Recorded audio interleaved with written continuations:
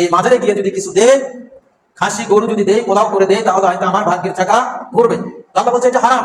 আনসাব রিজসুম মিন আমালিশ শয়তান, নিক্ষেপ করা তীর, আগেকার যুগে তীর দিয়ে নিক্ষেপ করে নিত কোন নির্দিষ্ট জায়গায়, ঠিক করে তাক করে তীর নিক্ষেপ করে ভাগ্য নির্ধারণ করতো। যদি ওইখানে লাগে তাহলে বুঝবে আমার ভাগ্য ভালো, আর যদি না লাগে তাহলে বুঝবে আমার ভাগ্য খারাপ। কিন্তু আল্লাহ বলছেন রিজসুম মিন আমালিশ শয়তান, এইগুলো হচ্ছে শয়তানি কার্যকলাপ। সমাজ সংস্কার করার ক্রমে দ্বিতীয় পর্যায়ে যেটা আপনার আমার করা দরকার, যেখানে মদের আড্ডা হয়, যেখানে নেশাদার দ্রব্য বিক্রয় করা হয়, প্রশাসনের মাধ্যমে এইগুলোকে চিরতরে বন্ধ করলে সামাজিক অপরাধ বন্ধ হবে।